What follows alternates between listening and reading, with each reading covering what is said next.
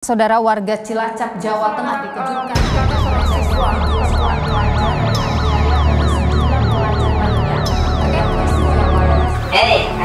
yang dulu pernah ngebully saya, sekarang saya udah besar, kalau berani satu lawan satu.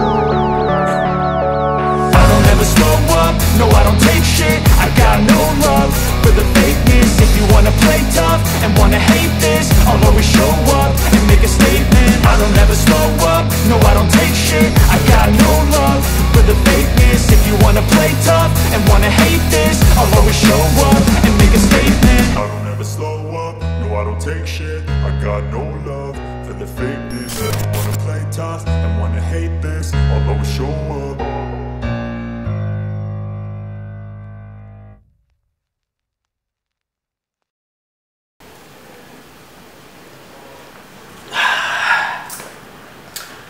Saat kita dirampok, hal yang harus dilakukan adalah membela diri. Makanya, menurut saya belajar bela diri itu penting. Tapi, kalau ada orang yang kena bullying, bagaimana?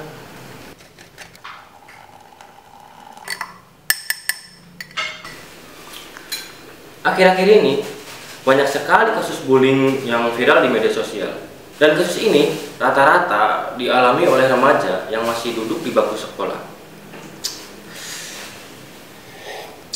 Kalian tuh bukannya belajar, malah MMA.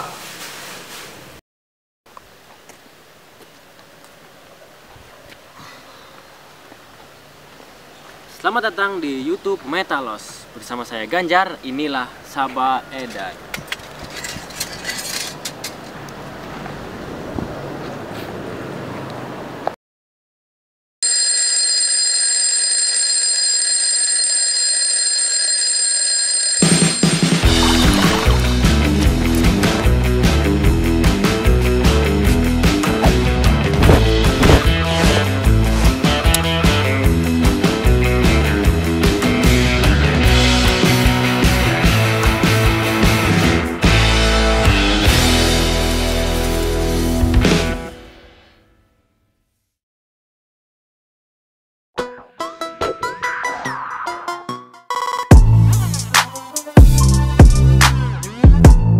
Bullying adalah segala bentuk penindasan atau kekerasan yang dianggap secara sengaja oleh satu orang atau kelompok yang lebih kuat.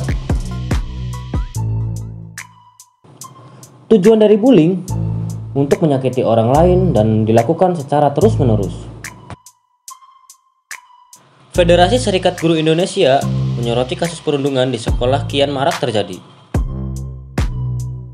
Mereka mencatat terdapat sebanyak 16 kasus perundungan di sekolah dalam kurun Januari sampai Juli tahun 2023. Dalam laporannya, Federasi Serikat Guru Indonesia menyebut 4 kasus terjadi pada awal masuk tahun ajaran baru di bulan Juli 2023. Kasus perundungan mayoritas terjadi di SD dan SMP sekitar 25%. Lalu SMK dan SMA 18,75%, MTS dan pondok pesantren 6,25%.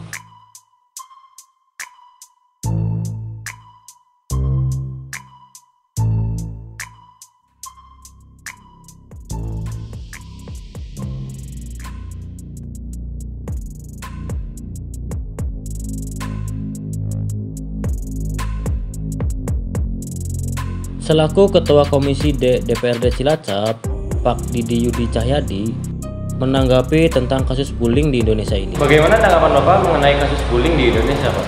Kami Komisi D merasa sangat prihatin kejadian yang ada di SMP Negeri 2 Cimanggu. Ini sebuah tamparan, juga pembelajaran untuk kita semua selaku kami di legislatif sebagai pengawas di bidang pendidikan. Kiprah seorang guru juga memperhatikan anak-anaknya di luar kelas. Ini yang selalu kita tekankan. Dan kita juga sama ketika kita bertemu dengan masyarakat, dengan konstituen, kita selalu menekankan peran orang tua itu penting agar memperhatikan daripada kehidupan di luar sekolah anak-anaknya. Kira-kira solusi apa yang bisa diberikan oleh Bapak? Solusinya bagaimana nanti mendekatkan guru-guru kepada anak-anak sekolah. Kita dorong nanti guru, kepala sekolah tidak hanya bergerak di dalam sekolah, tapi juga di luar sekolah di titik rawan. Kita arahkan untuk bisa mendeteksi. Yang kedua, nanti kita harapkan ada pembinaan ataupun penyuluhan lah dari kepolisian masuk kepada sekolah-sekolah, jadi pendekatan kepada anak-anak sekolah ini biar memberikan arahan sehingga mereka memahami daripada apa-apa yang dimaksud dengan pelanggaran hukum. Nah, jadi kita nanti akan meminta ke Kepala Dinas Pendidikan, cobalah berikan ruang di mana ya polisi mengajar, kan seperti itu. Nanti juga mungkin dewan mengajar. Lalu bagaimana tanggapan masyarakat mengenai kasus bullying ini? Bagaimana tanggapan Ibu mengenai kasus bully di Indonesia, Bu? Kasus bully di Indonesia. Kasus bully di Indonesia memang lumayan banyak ya, maksudnya itu memang kaitannya biasanya terjadi pada anak-anak. Itu bisa biasanya juga terlihat itu kejadian seperti itu memang dipengaruhi bukan hanya karena anaknya sendiri seperti itu, tapi memang karena lingkungan. Jadi saya harapannya kasus bully ini perlu ditangani dengan serius. Mungkin juga ada arahan baik tidak hanya di ranah pendidikan ya, pendidikan di sekolah, tapi juga kaitannya itu lingkungan keluarga terutama. Jadi harapannya ini ada kasus bully seperti ini yang sekarang sedang viral, mudah-mudahan menjadi jadi bukan motivasi sih, jadi ada perhatian lebih. Untuk terutamanya ini karena bully sangat meresahkan juga karena terjadi pada anak-anak yang sedang betul-betul harus diperhatikan gitu. Merujuk dewasa sih ya? Iya, gitu. Kebanyakan anak-anak SMP sih ya? Iya, jadi memang anak-anak yang sedang mencari jati diri dan pastinya itu mudah sekali terpengaruhi oleh lingkungan dengan siapa mereka berteman gitu. Itu sama, jadi untuk mungkin ini juga untuk orang tua untuk lebih memperhatikan anak-anaknya, mengawasi lagi. Jadi memang semua pihak ini harus benar-benar saling berkoordinasi ya untuk kasus seperti ini. Jadi perlu perhatian lebih gitu seperti. Saya meminta tim Sabaedan untuk mencari narasumber yang menjadi korban pembulian. Gimana sih tanggapan mereka? Di samping saya sudah ada korban bully yang mengaku pernah dibully lah waktu kecil. Gimana Mas? Kenapa sih Masnya dibully? Ya intinya satu, kurang pergaulan, terlalu kalem, jadi banyak orang-orang yang gak suka sama saya. Sehari-hari dibully, sampai pada akhirnya capek karena selalu dibully. Jadi timbullah rasa dendam. Itu mulai dibully sejak kapan Mas? Waktu masuk SMP.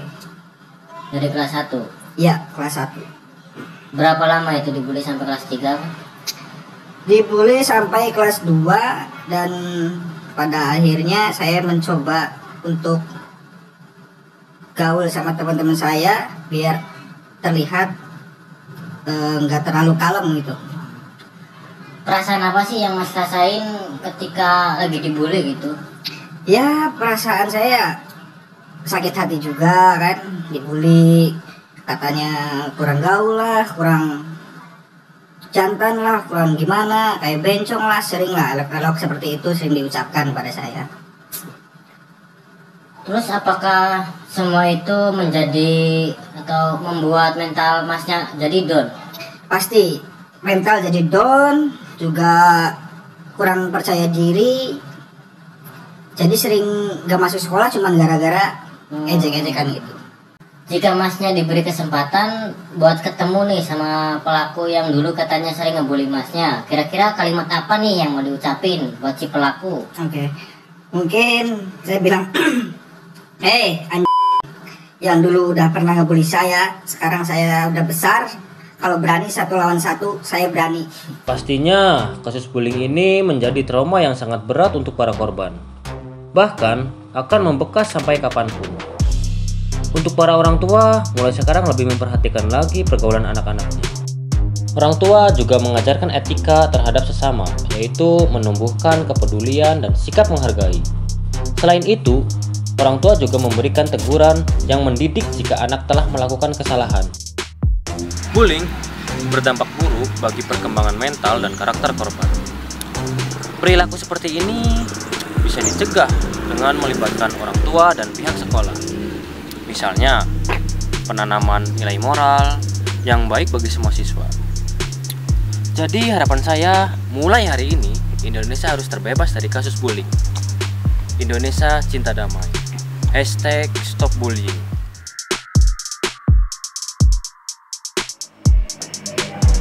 Akan ada banyak hal yang kita ulik di Saba Edan. Bersama saya, Ganjar, inilah